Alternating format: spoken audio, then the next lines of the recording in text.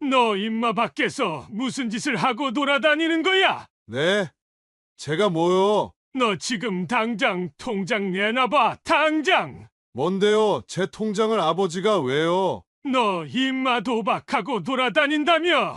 온내방내 소문이 다 났어. 집안 망신을 시켜도 도가 있는 거다. 너 도대체 어떡하려고 그러는 거야? 조금이라도 조용히 정상적이게 살면 어디가 덧나냐? 왜 자꾸 우리를 힘들게 하는 거야? 제가 아버지 돈 썼어요? 제가 번 돈 제가 쓰겠다는데 왜 뭐라 그러세요? 뭐라고? 너 언제까지 이딴 식으로 살 거야? 우리 죽으면 너 돌봐줄 사람 있을 것 같아? 누가 돌봐달라고 했어요? 나가면 될 것 아니에요? 이 자식이 말이면 단 줄 알아? 너희 엄마 너 때문에 죽으려고 하는데 미안하지도 않아? 그만해요. 아들아, 너도 그만해. 싸울 때가 아니잖니. 어떻게 된 일인지 와서 말 좀 해보렴. 말해봤자 뭐가 달라져요? 이게 어떻게 된 일일까요? 지금 아버지와 어머님이 도박을 한 아들과 싸우고 있는데요. 오늘은 도박 중독에 걸려 부모님마저 속이려 한 아들을 사람이라도 만들기 위해 노력한 박영수님의 사연입니다. 어떤 내용의 이야기일지 바로 들어보도록 하겠습니다. 안녕하세요. 저는 경기도 수원에 사는 박영순이라고 합니다. 올해로 72이 되었습니다. 매번 유튜브로 좋은 사연들을 듣다가 저도 제 사연을 한번 여러분과 나누고 싶어 이렇게 글을 쓰게 되었습니다. 제 이야기는 그렇게 유쾌한 이야기는 아닙니다. 하지만 분명 끝까지 제 이야기를 들으신다면 분명 얻어갈 것은 있다고 생각합니다. 오늘 제가 말씀드릴 이야기는 도박 중독에 빠져버린 제 아들과 하나뿐인 아들, 어떻게든 사람이라도 만들어 보려고 불철주야 노력했던 저의 이야기입니다. 저는 이 일을 겪으면서 많은 절망을 느꼈고 저에 대한 자책을 했습니다. 저를 부족한 엄마로 보실 수도 있겠지만 용기를 내어 말씀드리는 저를 위해 많은 응원을 부탁드려요. 이야기를 들어보시고 여러분이라면 이 상황을 어떻게 헤쳐나가셨을지, 그리고 주변에서 비슷한 이야기는 없었는지 댓글로 공유해 주시면 고마울 것 같습니다. 그럼 저에게 있었던 기적적인 이야기 시작해 보겠습니다. 어디서부터 이야기하면 좋을까요? 저희 부모님 이야기부터 하면 좋을 것 같네요. 저희 고향은 충청남도 홍성이에요. 선생님인 아버지와 주부인 어머니 사이에서 태어난 오남매 중에 셋째 딸이었죠. 저희 어머니는 참으로 온화한 분이셨어요. 저희 오남매를 고루고루 사랑해 주셨죠. 넉넉한 형편은 아니었지만 남들에게 무시당하지 않도록 최선을 다해 주셨어요. 반면 아버지는 굉장히 엄하신 분이셨어요. 항상 회초리를 들고 다니시며 저희가 어떤 잘못이라도 하면 허벅지와 종아리를 때리시곤 했죠. 물론 저희를 올바르게 키우시기 위한 훈육인 건 알지만 그래도 무서웠어요. 굉장히 아팠거든요.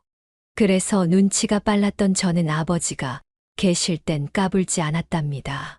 하지만 오빠와 동생들은 까불다가 자주 맞곤 했죠. 거기다 아버지는 굉장히 묵뚝뚝하고 말이 없으셨어요. 그래서 정을 붙이기가 어려웠죠. 제가 애교를 부리러 아버지께 다가가면 항상 저를 밀어내곤 하셨죠. 그래서 저는 어느샌가 아버지와 가까워지는 걸 포기했던 것 같아요. 그리고 아버지는 마을에서 유일하게 대학교를 나오신 분이었어요. 거기다 선생님이셨으니 저희에게 항상 공부의 중요성을 말씀하곤 하셨죠. 제일 무서운 날은 성적표가 나오는 날이었어요. 반에서 20등 안에 들지 못하면 심하게 혼나곤 했기 때문이었어요. 눈치가 빠른 저도 그날은 아버지의 매를 피해갈 수가 없었습니다. 저는 공부와는 거리가 멀었거든요. 그래도 저는 그렇게 혼났어도 공부를 할 생각이 없었어요. 그렇게 저는 고등학생이 되었습니다. 아버지는 제가 공부에 재능이 없다는 걸 아셨는지 저를 더 이상 뭐라고 하지 않으셨어요. 하지만 도리어 무관심으로 일관하셨죠. 공부를 잘하는 오빠들에게만 신경 쓰시고 저한테는 관심을 주지 않으셨어요. 저는 그런 아버지를 보면서 내가 부모가 되면 절대로 자식에게 그러지 말아야지 생각했어요. 많은 관심과 사랑으로 키워주리라 다짐했죠. 그렇게 저는 고등학교 졸업을 한 뒤 바로 가발 공장에 들어가 일을 시작했어요. 당시에는 공장이 많았거든요. 거기서 4년 정도 일한 뒤에는 작은 물류 회사에 취직을 해서 사무직으로 일을 했어요. 거기서 남편을 만나게 되었죠. 남편은 작고 다부진 사람이었어요. 저는 아버지와 정반대인 사람과 결혼하고 싶었는데 남편이 딱 그런 사람이었죠. 매우 다정하고 세심한 사람이었어요. 저는 이 사람과 결혼하면 나의 이상적인 결혼 생활을 할 수 있겠구나라고 생각했고요. 그래서 저희는 2년간의 연애 끝에 제가 26, 남편이 29일 때 결혼을 하게 되었어요. 지극히 평범한 결혼식이었죠. 신혼여행은 제주도로 갔고요. 그리고 몇 달 뒤 임신 사실을 알게 되었어요. 요즘 말하는 허니문 베이비였죠. 너무나 기뻤어요. 시어머니는 아들을 원하셨지만 딸이었죠. 하지만 저에겐 중요하지 않았어요. 남편도 신경 쓰지 말라고 했고요. 그렇게 딸을 출산하고서는 애지중지 잘 키웠죠. 딸은 정말 남편을 쏙 닮아서 다부진 성격을 가졌어요. 제가 뭐라고 하기도 전에 아이가 알아서 하는 성격이었죠. 그래서 정말 키우는데 많은 힘이 들지 않았어요. 중요한 건 둘째 아이 때였어요. 딸 아이를 출산하고 3년 뒤 저는 다시 임신을 했어요. 저도 둘째를 가지고 싶기도 했고 시어머니가 아들을 정말 원하셔서 저도 그 기대를 충족시켜 드리고 싶었어요. 근데 이게 웬걸 정말로 아들인 거예요. 하늘이 날아갈 듯 기뻤죠. 남편과 시어머니는 말할 것도 없고요. 남편은 장남이었거든요. 제가 이번에 낳는 아들이 장손이 될 터였죠. 하지만 문제가 있었습니다. 제 건강이 좋지가 않아서 배와 허리의 통증이 너무 심했거든요. 병원에 가보니 조산을 해야 한다고 말했습니다. 제 아들은 흔히 말하는 이른둥이가 되어야만 했죠.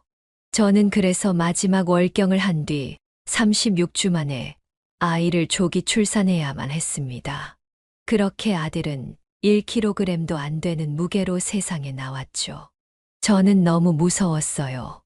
아들이 어떻게 되진 않을까 걱정을 했죠. 그 걱정에 출산하고 펑펑 울기만 했습니다. 건강하게만 잘 자라준다면 제 모든 걸 바치겠다고 기도하고 또 기도했죠. 정말 다행히도 둘째 아들은 저의 염려와 반대로 정말 잘 버텨줬어요. 하지만 또래보다는 몸이 약한 건 사실이었죠. 그래서 저는 첫째 딸 아이보다는 둘째 아들에게 더 정성을 쏟을 수밖에 없었어요. 먹을 것도 훨씬 더 많이 주었고 어딜 갈 때면 항상 아들부터 챙기곤 했죠. 딸 아이에겐 미안했지만 어쩔 수 없었어요. 아들에게는 뭔가 모를 죄책감이 있었거든요. 제가 약해서 아들을 약하게 태어나게 만든 것 같아서요. 남편은 가끔 저에게 말했어요. 여보, 너무 아들만 챙기는 거 아니야? 딸애도 좀 봐줘야지. 알아요. 하지만 계속 아들에게 눈길이 가요. 갓난아기였을 때 몸이 너무 약했잖아요. 그때가 잊혀지지 않아서 그런가 봐요. 당신이 딸 아이 좀 잘 보살펴줘요. 저도 딸 아이에게 잘 해볼게요. 그래, 알겠어. 그래도 너무 티가 나서. 그래, 똑같은 자식인데 똑같이 사랑을 못 주더라도 차이가 많이 나면 안 되지. 당신 말이 옳아요. 하지만 어쩌겠어요. 제 마음이 나약해서 그런가 봐요. 딸아이한테 너무 미안하네요. 우리 딸은 당신 닮아 현명하고 마음이 깊은 아이니까 이해해 줄 거야. 고마워요. 그렇게 말해줘서 그래, 나 회사 다녀올게. 남편이 말한 대로 딸은 정말로 잘 커주었죠. 속 한 번 썩인 적 없고 공부도 나름 잘했죠. 다른 여자아이들과는 다르게 공대에 진학했어요. 산업공학과에 다니면서 장학금도 받아 저희의 부담을 덜어주었죠. 딸 아이에게는 미안했지만 미안하다는 말을 잘 하지 못했어요. 제 사랑이 부족해서 너무 일찍 철이 들게 한 것만 같았죠. 딸이 대학교 입학할 때 저는 딸에게 미안하다는 말을 했어요. 딸은 그래도 저에게 괜찮다고 말해 주었어요.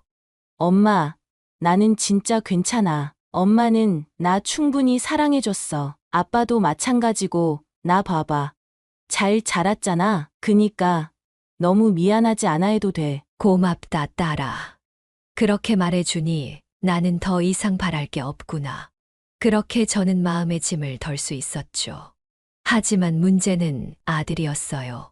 아들은 중학교를 지나고 고등학생이 되니 또래 아이들보다 체격이 커졌어요. 더 이상 누구도 제 아들을 약하게 보지 않았죠. 하지만 너무 오냐오냐 키운 탓인지 사고뭉치가 되고야 말았어요. 항상 사고를 쳐서 저는 학교에 매번 드나들어야 했어요. 아들은 어려서부터 담배를 피고 남의 물건을 훔쳤어요. 동급생이나 하급생들의 돈을 뺏고 때리기까지 했죠. 저는 항상 다른 사람들에게 사과를 하러 다녔고 돈을 물어주었어요. 남편은 그런 아들을 매우 혼내기도 했지만 저는 아들에게 싫은 소리를 한 번 하지 못했죠. 아들에게는 미안한 마음이 있어서 그랬던 것 같아요. 그리고 어렸을 때 사고를 많이 치면 나이 들어서는 금방 철이 들어 효도를 한다는 말을 어디선가 들었었거든요. 그 말을 믿었어요. 아들이 지금은 사고 뭉치지만 나중에 철이 들고 나서는 분명 좋은 인간이 될 거라고 의심치 않았죠. 하지만 그건 제 착각이었어요. 아들은 고등학교를 졸업하고도 대학교에 가지 않았어요. 바로 일을 한 것도 아니고 몇 년간 친구들과 몰려다니며 놀기만 했죠. 물론 저에게 용돈을 타고 다니면서요.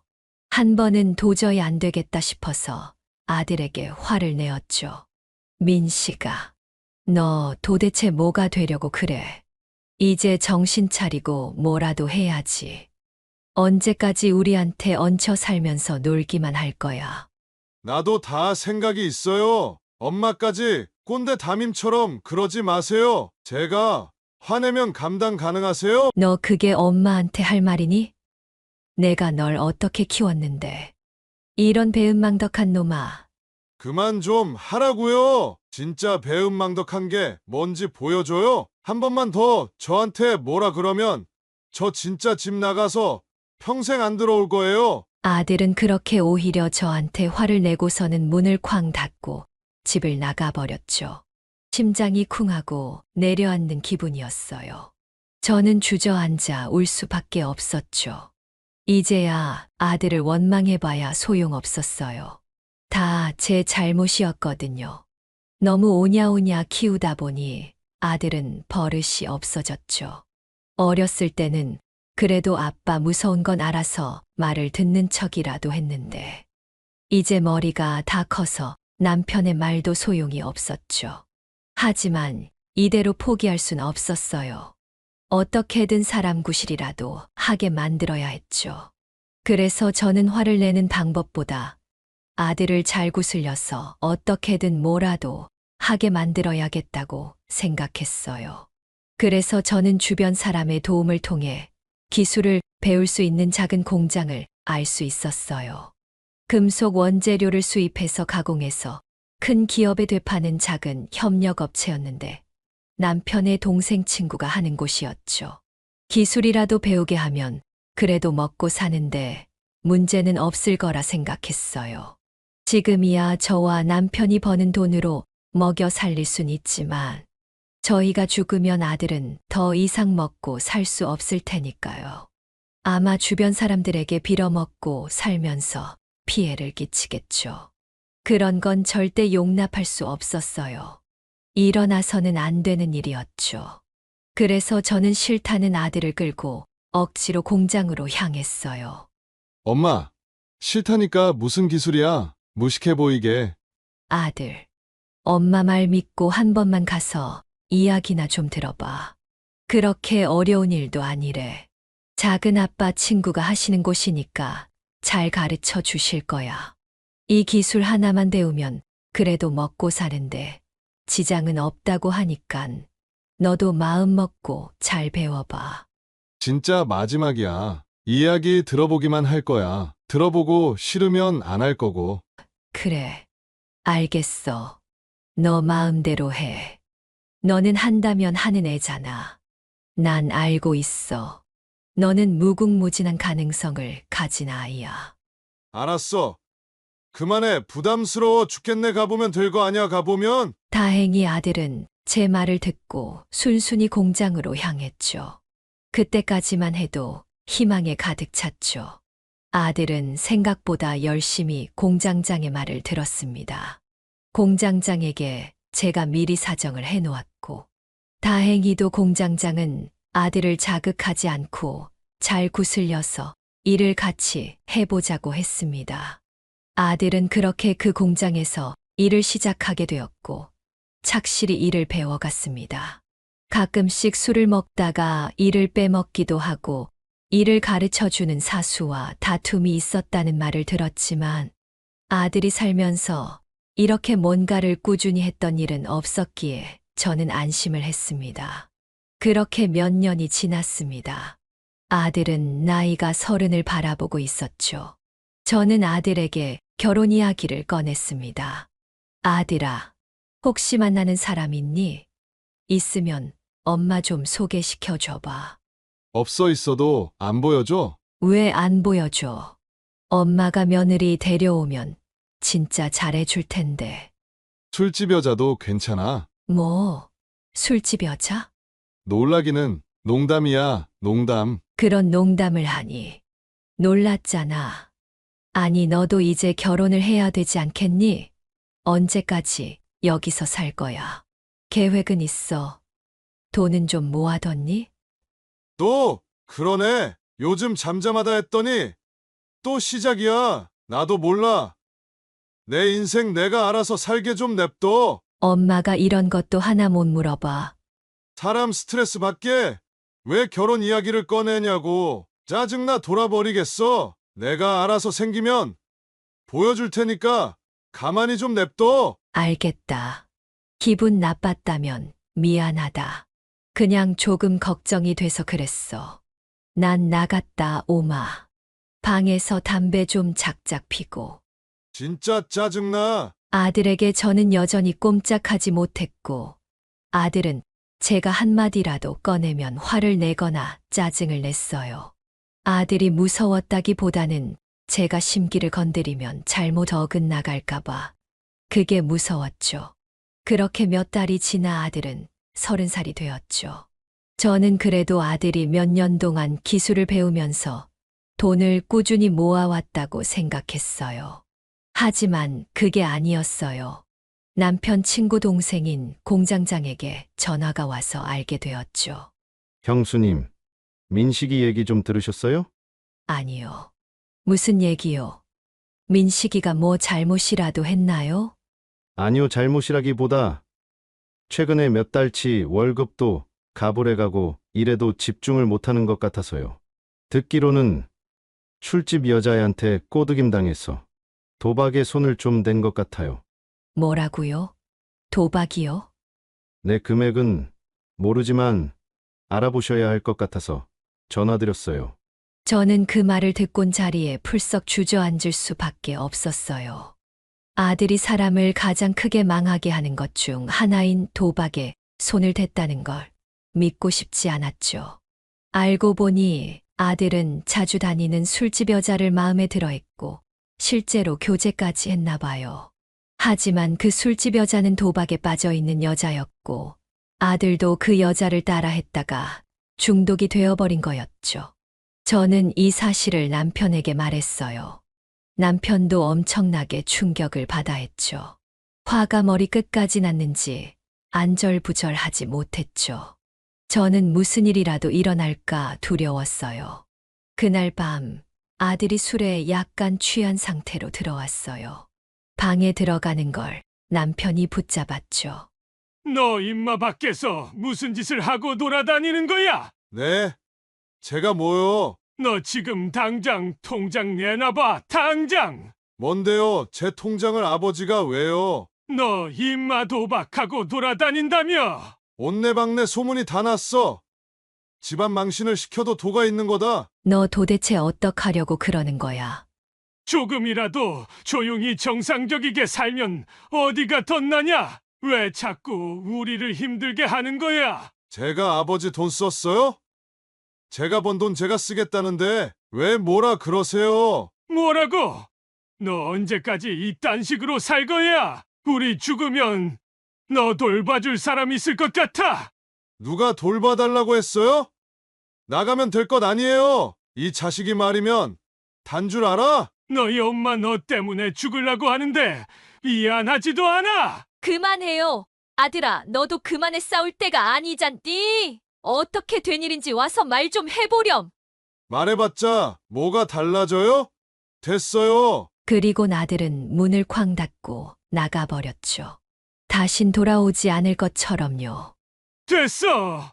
나가라 그래. 이 참에 연을 끊자 끊어. 남편이 이렇게 화가 난 건 처음이었던 것 같아요. 그래도 아들은 일주일 만에 돌아왔어요. 저는 아들을 달래서 이야기를 들어보았죠. 다행히도 지금은 그 술집 여자와 연을 끊고 도박도 안 하고 있다고 하더라고요. 하지만 6년간 모은 8천만 원은 모두 날렸다고 했어요. 그나마 월급을 갑을 받았어도 다른 사람에게 빚을 지지는 않았더라고요. 천만다행이었어요. 그런 아들을 포기하고 싶지 않았어요. 아들을 꼭 안아주었죠. 괜찮아. 괜찮아. 지금부터라도 잘 살면 돼. 아들은 긴장이 풀렸는지 저를 안고 펑펑 울더군요. 그렇게 사건을 일단락되어지는 듯 했어요. 남편과 아들의 사이는 여전히 서먹했지만 그래도 연을 끊지는 않았으니 나쁘지 않았죠. 저는 아들을 데리고 도박 중독 상담을 받으러 다녔어요. 제가 갈 필요는 없었지만 중간에 아들의 마음이 조금이라도 약해질까봐 걱정스러웠기에 저도 함께 그 수업을 듣기 시작했어요. 그렇게 1년간 함께 도박 중독 상담 프로그램을 들었죠. 아들은 처음에는 잘 따라왔지만 시간이 지남에 따라 설렁설렁 참여하기 시작했어요. 그래서 저는 더 마음을 놓을 수 없었죠.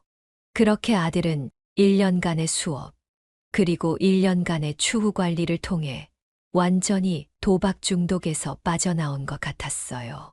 일도 다시 열심히 했고요. 남편은 우리가 통장을 관리하자고 했지만 저는 다시 한번 아들을 믿고 싶었어요. 아들이 제 앞에서 흘린 눈물이 진심이었다고 생각했거든요. 거짓이라 생각하지 않았어요. 그 사이에 제 딸은 결혼을 해서 아이까지 낳았죠. 딸도 결혼을 해서 가정을 꾸리고 아들도 정신 차리고 열심히 사니 이제 저에게 걱정은 없을 것 같았어요. 아들도 2년간 돈을 모아서 독립을 했어요. 공장에도 꾸준히 나갔고 다들 아들을 인정하기 시작했어요. 아들도 어느새 선임 작업자가 되었고 밑에 가르치는 아이도 생겼어요. 하지만 그때 제 남편이 암에 걸리고 말았어요. 췌장암이었죠.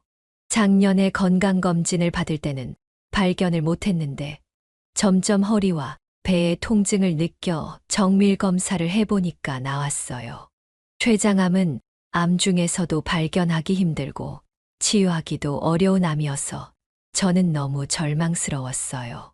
남편이 암 진단을 받은 날이 기억이 나요. 정말 하늘이 무너지는 듯 했죠. 하지만 남편은 오히려 덤덤했어요. 그리곤 저에게 말했죠. 여보 괜찮아 자식도 다 키워놨고 나는 당신이랑 행복했어. 수술도 안 받을 거야. 남은 인생 행복한 기억만 가지고 가고 싶어. 혹시 몰라서 내 앞으로 생명보험도 들어놨어. 꽤 큰 돈이라 이 돈이면 내가 죽고도 당신 죽을 때까지는 부족하지 않게 살 수 있을 거야. 내 수술비도 아껴서 당신 남은 인생 즐기는데 살아. 여보, 무슨 말을 그렇게 해요? 당신 안 죽어요. 내가 안 보내요.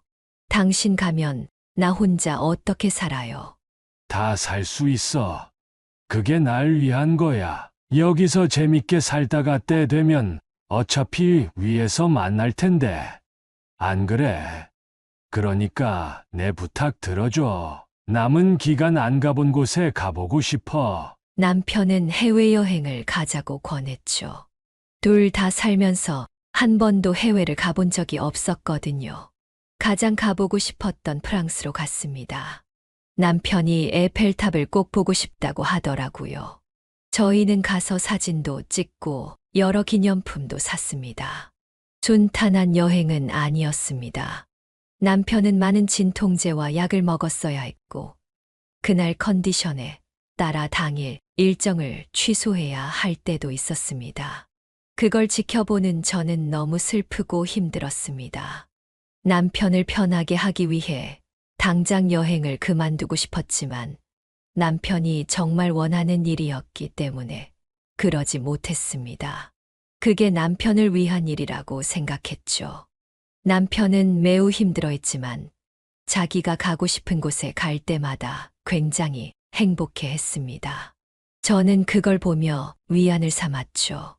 그렇게 유럽 몇 군데를 돌아다니던 중 남편은 한계에 다다랐습니다. 결국 우리는 중간에 한국으로 돌아올 수밖에 없었죠. 한국에서 병원에 입원한 남편은 곧 혼수 상태가 되었고 얼마 가지 않아 하늘나라로 떠나게 되었습니다. 남편이 사망 선고를 받을 때는 정말 올 것이 왔구나라고 생각했습니다. 마음을 굳게 먹은 저였지만 역시나 그 충격은 엄청났습니다. 그렇게 장례식을 치르게 되었습니다. 딸 또한 아버지의 소식을 알고 있었지만 받아들이지 못하는 듯 했죠. 아들은 달랐습니다. 아들은 남편과 사이가 안 좋았던 탓인지 마음이 강한 탓인지는 몰라도 울지 않았습니다. 묵묵하게 장례식을 치를 뿐이었죠. 그땐 신경 쓸 겨를이 없어 아들이 다른 꿍꿍이가 있었다는 걸 알지 못했습니다. 그걸 알게 되는 건 시간이 좀 흐른 뒤였죠. 남편의 장례를 치른 뒤 저는 혼자가 되었습니다. 며칠 동안은 실감이 나지 않았지만 시간은 역시 냉정하더군요. 남편이 없다는 걸 저에게 가혹한 방법으로 알려줄 뿐이었습니다. 저는 혼자 이겨내야 했죠. 하지만 남편은 세상을 뜨기 전에 자기 인생을 차분히 정리했었고 저와 자식들에게 줄 재산도 잘 분배했습니다. 참으로 계획적이고 똑 부러지는 사람이었죠. 그래서 저는 딱히 할 일이 없었습니다. 그가 남기고 간 몇 가지 물건과 옷만 정리하면 되었죠. 그렇게 몇 달 뒤 보험회사에서 저에게 연락이 왔습니다. 남편의 사망보험금에 대한 정산을 하기 위해서였죠. 보험회사는 몇 가지 절차를 거친 뒤에 문제가 없음을 확인하고 저에게 남편의 사망보험금을 지급해 주었습니다. 남편은 꽤 큰 돈이라고 표현했지만 저에겐 정말로 큰 돈이었습니다. 무려 5억이나 되었죠. 매달 내야만 하는 보험금이 상당했을 텐데 어떻게 부담했을지 상상이 가지 않았습니다. 본인의 몸이 좋지 않다는 걸 미리 알고 있었던 걸까요? 여튼 저는 남편이 남긴 돈을 보고 남편의 사랑을 느꼈습니다. 남편이 저를 그만큼 생각해준 돈이었습니다. 저에겐 모든 것이나 마찬가지였죠. 이 돈을 흥청망청 쓸 수는 없는 노릇이었습니다. 저는 그 돈을 어떻게 어디에 써야 할지 고민하다 하루를 보냈습니다. 그래도 답은 나오지 않더군요. 저를 위해서 쓰자니 아깝고 그렇다고 남을 위해 쓰자니 남편의 뜻을 거스르는 것 같아 기분이 좋지 않았습니다. 그래서 저는 이 돈을 자식을 위해서 쓰자고 마음먹었습니다. 자식을 위한 것이 곧 저를 위한 것이니까요. 하지만 당장은 아니었습니다. 제 생활비는 남겨두어야 했으니까요. 나중에 제가 남편처럼 어느 정도 준비가 되었을 때 줄 돈으로 남겨두기로 했습니다. 그동안은 제가 생활비로 조금씩 쓰기로 하고요. 그렇게 남편이 세상을 뜬 지 6달이 지났습니다. 어느 날 누군가 저희 집에 찾아왔습니다. 찾아온 사람은 전혀 예상치 못했던 아들이었습니다. 평소에는 찾아오지 않았던 아들이라 저는 무슨 일인가 싶었죠. 아들은 이전에 하지 않았던 다정한 목소리로 저에게 말하더군요. 엄마, 내가 그동안 엄마한테 잘 못했던 것 같아. 갑자기 그게 무슨 소리니, 아들아. 나 이제 철들었나 봐. 엄마한테 효도 좀 하고 싶어서. 지금도 잘하고 있는데 무슨 효도를 더해. 아니, 엄마 여행이나 좀 보내줄까 하고 내가 이런 거 잘 못하는데 아버지 돌아가시고 나서 그래야겠다는 생각이 들더라고. 평생 나 때문에 속상해했잖아. 내가 너무 엄마한테 못될 짓을 많이 한 것 같아. 그래서 엄마한테 좀 잘해야겠다는 생각이 들더라고. 미안해. 엄마 내가 너무 심했어. 여행은 부담스러워하지 마. 그렇게 고급진 여행도 아니고 동남아 여행사 통해서 가성비로 내가 알아본 거니까. 엄마 편한 사람 2~3명 정도에서 다녀와. 내 정성이라고 생각하고 꼭 다녀왔으면 좋겠어. 생각해보고 연락 줘. 아들은 그 말을 하고는 곧바로 집을 떠났습니다. 저는 정말 혼란스러웠어요. 아들이 이렇게 다정한 사람이 아닌데 정말 변한 건가 하고요. 그러면서도 아들의 행동이 참으로 의심스럽기도 했죠.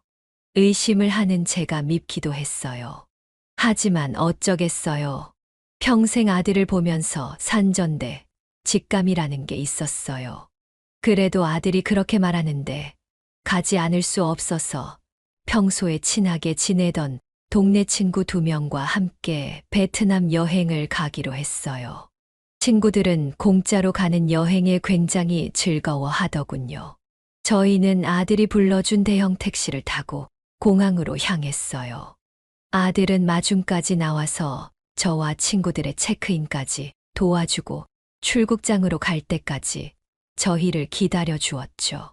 저는 그때까지도 아들의 행동에 미심쩍었어요.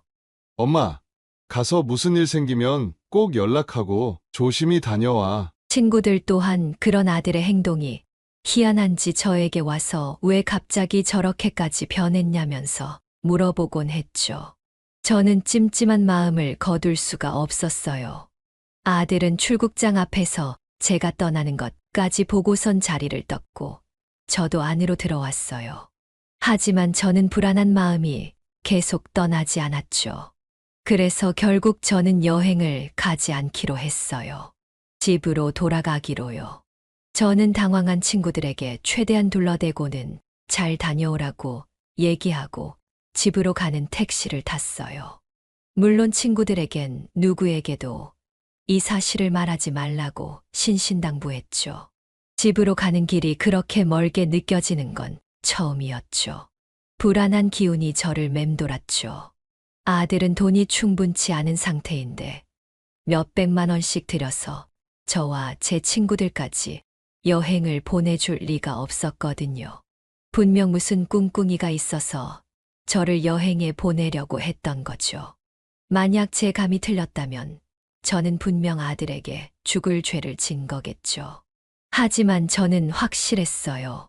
아들은 거짓말을 할 때마다 눈썹을 들썩이는 버릇이 있었거든요. 이건 엄마인 저만 알 수 있는 버릇이었죠.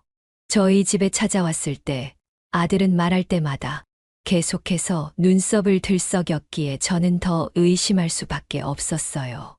그렇게 집에 도착한 저는 처음에 안도를 했습니다.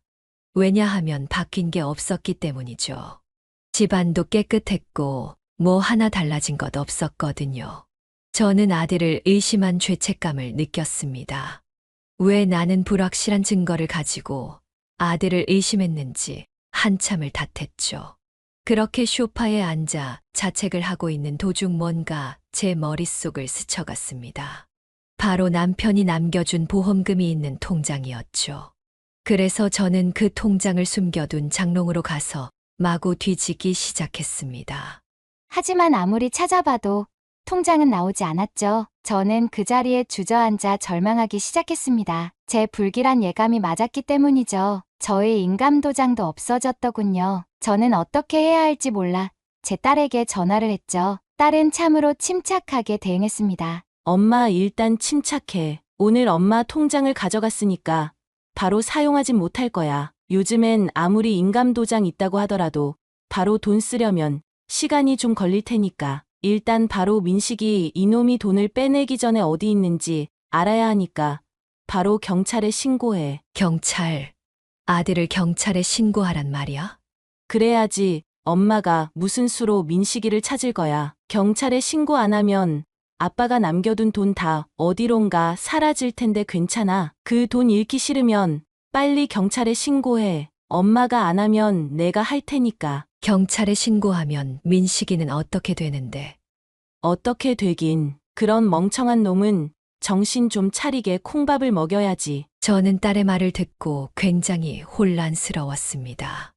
아들이 그 돈을 어디다 쓸지도 모르는데 이렇게 신고를 하는 게 맞나 싶었습니다. 제가 신고해서 아들이 경찰에 잡히게 되면 꼼짝없이 감옥에 가야 하기 때문이었죠. 그래서 망설였죠. 하지만 결국엔 경찰에 신고를 했습니다. 왜냐하면 딸의 일침 때문이었죠. 엄마, 착각하지 마. 지금까지 엄마가 오냐오냐 해서 애 키운 탓에 이렇게 된 거야. 아닌 건 아니라고 잘못된 건 잘못된 거라고 가르쳐야 해. 늦었지만 지금이라도 알려줘야 한다고. 엄마가 지금 민식이 감싸주면 민식이는 평생 정신 못 차리고 살 거야. 그래도 괜찮아. 정말 맞는 말이었죠. 저는 아무 대꾸도 할 수 없었어요. 다 제 탓이었죠. 지금이라도 바로잡아야 했어요. 그래서 저는 결국 경찰에 신고를 했죠. 이틀 뒤 경찰은 제게 아들을 검거했다고 연락을 했어요. 자세한 이야기는 경찰서에서 듣기로 했죠. 저는 떨리는 마음으로 경찰서로 향했어요. 경찰서에 들어가 보니 고개를 푹 숙인 아들이 형사 앞에 있더군요. 저는 눈물이 핑 돌았지만 마음을 굳게 먹었어요. 어쨌든 저는 피해자, 아들은 가해자이니까요. 저는 뚜벅뚜벅 아들의 옆으로 가서 의자에 앉았어요. 아들을 쳐다보지도 않았죠. 형사는 저에게 차례대로 사건의 전말을 묻기 시작했고 저는 하나도 빠짐없이 대답을 했어요. 저한테 이런 가해를 한 것이 자식이라고 생각을 전혀 하지 않고 이야기를 했죠. 제 이야기를 들은 형사도 이런 일이 익숙치 않은지 기가 막혀 했어요. 그리고 아들의 머리를 서류 파일로 꽝 치더군요. 어머니 죄송합니다. 이런 놈은 맞아야 정신을 차리거든요. 너 임마! 이런 착한 어머니 돈을 훔쳐! 이런 천벌을 받을 자식! 저는 두 눈을 질끔 감고 그 장면을 받아들여야 했죠. 형사님은 저에게 자초지종을 말해주었습니다. 어머니 너무 충격받지 말고 들으세요. 어머니 아들이 그 돈을 가지고 불법 인터넷 도박에 썼어요. 다행인 줄 모르겠지만 절반 조금 안 되게 썼는데 다 잃었어요. 보니까 도박 이력도 있던데 어머니 도박은 마약이랑 같아요. 절대 못 빠져나와요. 이건 단단히 교육시켜야 돼요. 도박이요. 민식이가 도박을 했다고요. 저는 그 이야기를 듣고 세상이 무너지는 듯한 기분을 느꼈습니다. 도박을 끄는 줄만 알았던 아들이 다시 도박을 했다니요. 제가 생각할 수 있는 이야기 중에 최악의 결말이었습니다. 저의 놀란 표정을 본 형사님은 제가 알아야만 하는 정보를 말씀해 주셨어요. 내 마음 단단히 먹으세요. 아들이 잃은 돈은 다시 찾을 순 없지만 그래도 절반이라도 찾아서 다행인 거예요. 보통은 합의를 보게 말씀드리는데 저도 이번에는 화가 나서 안 되겠네요. 어쨌든 어머니 선택이세요. 원만하게 합의를 할 건지 아니면 벌을 받게 할 건지. 오히려 냉정하게 형사님이 말해주니 짧은 시간이지만 조금은 정리가 되더군요. 아들은 뭐라도 말을 하고 싶어 했지만 형사님들이 있어서 아무 말도 할 수 없었죠. 제가 조금 시간을 가지고 말씀드려도 되나요? 어머니, 제가 뭐라고 말씀드릴 순 없어요. 하지만 저도 일을 해야 하고 이미 신고를 하셔서 경찰청에 넘어간 사안이에요. 검찰청까지 넘어가서 재판을 받아야 할 텐데 아들분은 어쨌든 벌을 받아야 할 거예요. 대신 어머니가 얼마나 선처를 해주시는지에 따라 형량이 달라질 수 있는 거죠. 그렇군요. 그럼 제가 아들과 따로 이야기할 시간은 주실 수 있나요? 원래 안 되는데 그럼 짧게 드릴 테니 저 방에 가서 이야기해 보세요. 형사님의 배려 덕분에 저와 아들은 좁은 방에서 이야기할 시간을 가졌습니다. 물론 다른 형사님 한 분이 같이 계셨지만요. 자리를 옮겨 이야기를 할 시간이 있었지만 저와 아들은 긴 시간의 침묵을 가졌습니다. 감사하게도 같이 오신 형사님은 그 시간 동안 아무 말 없이 저희를 기다려 주었죠. 시간이 지나고 아들은 생각이 정리되었나 본지 제게 울며 불며 다짜고짜 애원을 하더군요. 엄마, 내가 잘못했어. 한 번만 용서해줘. 엄마, 자식 마지막으로 목숨 한 번 살려준다고 생각하고 이번 한 번만 좋게 넘어가 주면 안 돼. 나 이미 남은 것 없고 이번만 하고 다시는 손댈 생각 없었어. 나도 알아. 엄마 속인 거 천벌받은 짓이란 걸. 하지만 나도 살려고 그런 거야. 지금 우리나라 경제도 어려워서 우리 공장은 점점 어려워지고 내가 하는 일은 점점 기계가 대신하고 있고 나는 도대체 어떻게 살아야 해? 나는 진짜 열심히 하려고 했단 말이야.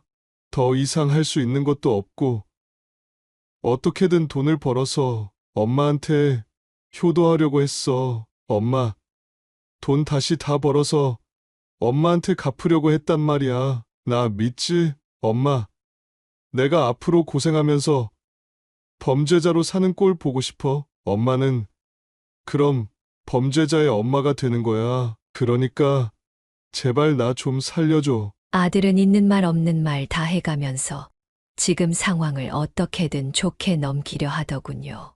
제 아들이 이렇게 한심한지 그때야 알았어요. 이렇게 자란 아들의 탓은 모두 저에게 있다는 것도 알았죠. 하지만 이제 와서 돌이킬 수는 없었어요. 그니까 왜 감당도 못할 짓을 무턱대고 저질렀어. 다 네가 벌인 일이야. 너는 책임을 져야 해. 그 전에 힘들 때 나한테 말하지 그랬니? 그랬으면 내가 어떻게든 도와줬을 텐데. 내가 부족한 부모인 것 안다. 하지만 나도 네 엄마잖니. 나는 너가 정말 잘 살기 바랬어. 너가 태어났을 때부터 말이야. 하지만 이건 아니야. 난 더 이상 너의 엄마 노릇하기에 지치고 힘들다. 이제 너와의 인연을 이걸로 마무리하고 싶구나. 엄마, 그게 무슨 소리야? 안 돼, 안 된다고. 나 포기하지 마. 한 번만 더 기회를 주면 나 진짜 잘할게. 다시는 도박에 손도 안 댈 거야. 착실하게 살아갈게. 형사님, 조금만 더 시간을 주세요. 제발요. 형사님은 저와 눈빛을 교환하고는 아들을 끌어내서 밖으로 나가셨어요. 저는 억장이 무너졌지만 마음을 애써 다잡았습니다. 아무리 잘못한 자식이라지만 자식이 그런 꼴을 당하는 걸 보니 부모된 사람으로서 보기 힘들더라고요.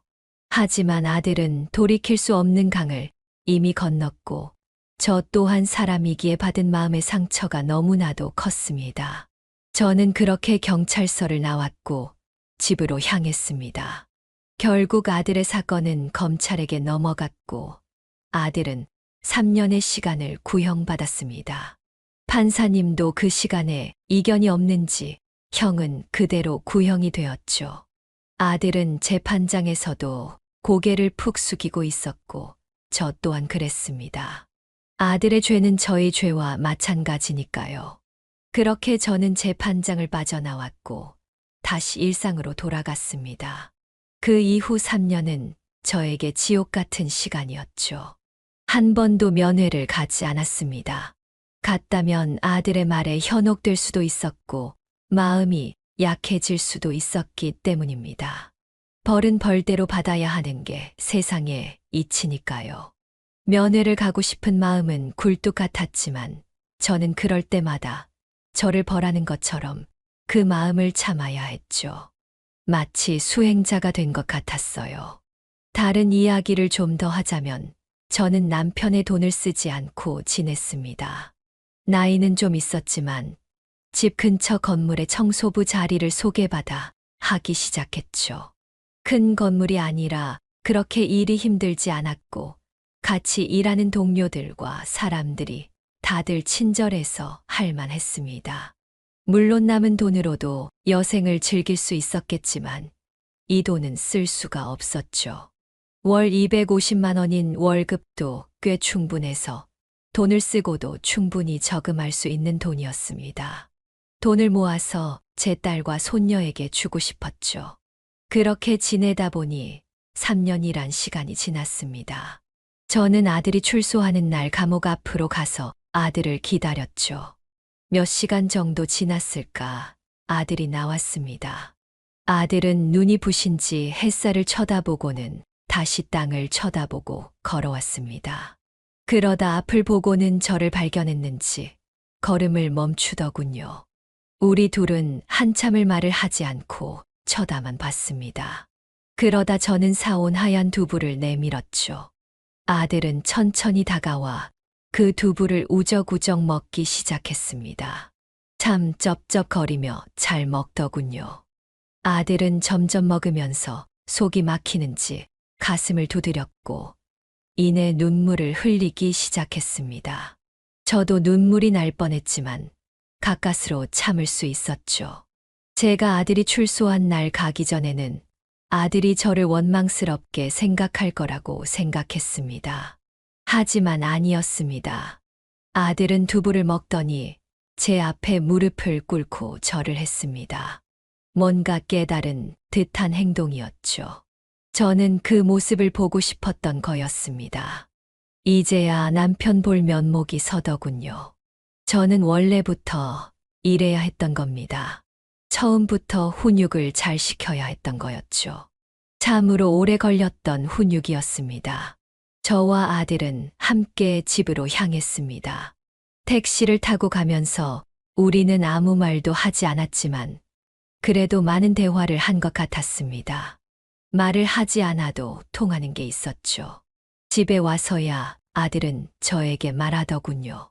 엄마, 나 감옥에서 많이 생각했어. 내가 뭘 잘못했는지. 처음엔 엄마 원망을 많이 했어. 나가면 엄마한테 복수도 할 생각을 했어. 하지만 아니었어. 엄마는 나를 사랑한 죄밖에 없어. 내가 이렇게 된 건 다 내 탓이야. 미안해.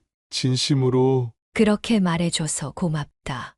그런 나를 배신한 너에게 나는 조금도 미안하지 않아. 처음엔 나도 내 탓이라고 생각했지. 하지만 결국 자기 인생은 자기가 선택하는 거야. 나는 너에게 많은 선택지를 주었고 결국 선택한 건 너였어. 그러니 난 너에게 아버지 돈의 단 1%라도 줄 수 없다. 너는 나와의 신뢰를 저버렸고 그 신뢰를 다시 쌓아올리기는 정말 어려울 거야. 그래도 할 수 있겠니? 응, 할 수 있어. 엄마가 나에게 돈을 주지 않아도 상관없어. 나는 다시 새 삶을 살아갈 거야. 이전에 배웠던 기술들을 가지고 내 공장 하나 차려보려고. 물론 다른 공장에 가서 일을 해가지고 돈을 먼저 벌어야겠지만 나 엄마한테 바라는 거 하나도 없어. 엄마가 아직 날 용서하지 못한다면 연락하지 않아도 돼. 난 내가 지은 죄를 알고 있고 이건 내가 죽을 때까지 받아야 할 벌이야. 이제야 새 삶을 살 수 있을 것 같아.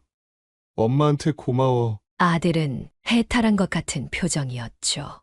저는 당장이라도 모아둔 돈을 아들에게 주고 미안하다고 말하고 싶었지만 또 다시 제가 했던 실수를 반복하기 싫어서 참았습니다. 아들에게 더 이상 나에게 나올 희망은 없을 거라는 걸 보여주고 싶었죠. 그래. 그럼 한번 나에게 보여줘 봐라. 너가 깨달은 걸 나한테 보여줄 때까지는 연락하지 마라. 난 어느 도움도 너에게 주지 않을 거야. 대신 나도 너와 마찬가지로 살 거야. 남은 돈으로 편하게 살지 않고 너처럼 일하면서 열심히 살아갈 거야. 이게 자식을 잘못 가르친 나에게 주는 벌이다. 내 놈과 같이 말이야. 그러니까 얼른 잘 살게 되어서 그 모습을 나에게 보여주렴. 어쩌면 내 삶의 마지막 부탁이다. 너가 다시 한번 실수를 반복한다면 나 또한 다시 벌을 받을 거야. 그러니 제발 잘 살아다오. 그렇게 아들은 제 이야기에 고개를 끄덕인 뒤 집을 나섰습니다. 저는 아들이 가고 나서야 눈물을 흘릴 수 있었죠.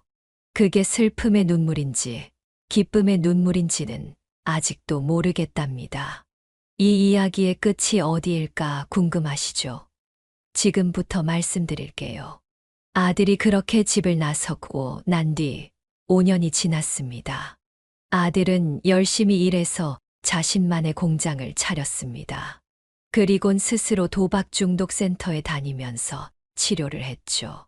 그리고 더 나아가 자신처럼 도박에 빠진 사람들을 위해 센터에서 강연을 하기도 하고 실질적으로 도움을 주기도 했습니다. 자신이 도박을 했던 사람이기에 진심으로 사람들에게 다가갈 수 있었죠. 이 5년 동안은 저와 딸에게 아무런 도움을 바라지 않았습니다. 저 또한 아들이 보고 싶어서 연락하고 싶었을 때가 많았지만 아들을 위한 일이라 생각하고 계속해서 참았습니다. 그러다 보니 지금이 되었죠. 지금은 아들과 지속적으로 연락을 하며 지내고 있습니다. 물론 아직 남편이 남긴 돈은 아들에게 주지 않았죠. 아마 줘도 받지 않을 것 같습니다. 아들은 이전과 다른 삶을 살고 있어요. 결혼은 포기한 것 같지만 자기 일을 열심히 하며 어려운 사람들을 돕고 기부하는 삶을 살고 있죠. 왜 이제야 정신을 차린 건지 부모된 입장으로 아쉽지만 그래도 삶을 포기하지 않고 살아가고 있는 아들에게 고마울 때가 많습니다. 제가 죽는 날까지 저는 저와 남편의 재산을 아들에게 주지 않겠죠. 저는 이 재산을 다 기부하려고 생각 중입니다. 만약 세월이 흐른 뒤 제가 준 재산으로 아들이 도박을 한다면 저는 하늘나라에 가서도 후회를 할 테니까요. 이게 부모된 마음이라고 생각합니다. 어쨌든 저는 지금 잘 살고 있습니다. 딸아이 근처로 이사를 가서 초등학생인 손녀의 애교를 보며 평온한 노후를 보내고 있죠. 이러다가 자연스레 시간이 지나면 저를 기다리고 있는 남편의 품으로 갈 수 있겠죠. 저는 지금도 남편에게 기도를 합니다. 미안하고 고맙다고. 아들을 오냐오냐 키워서 미안하다고. 하지만 지금이라도 바로잡고 있다고. 나도 엄마가 처음이라 힘들었으니 용서해달라고. 그렇게 저는 평생 저의 죄를 생각하며 살아갈 생각입니다. 아들을 지켜보면서요.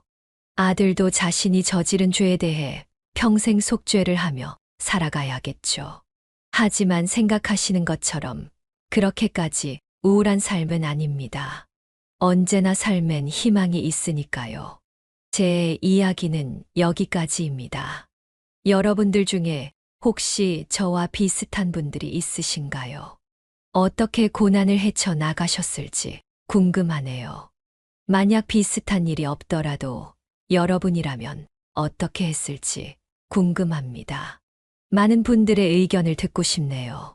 그럼 제 이야기를 들어주신 분들 모두 행복하시길 바랍니다.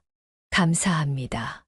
네, 오늘 이야기는 어떠셨나요? 오늘 이야기를 듣고 어떻게 생각하시는지 어머님, 아버님의 생각을 댓글로 공유해주세요. 저는 또 다른 사연으로 찾아뵙겠습니다. 좋아요, 구독, 알람 설정을 통해 앞으로도 따뜻한 정을 나눌 수 있게 함께 해주세요. 어머님, 아버님의 삶의 지혜와 경험을 나눌 수 있는 통로가 되겠습니다. 오늘도 인생을 바꾸는 관점을 통해 사연을 들어주셔서 감사합니다.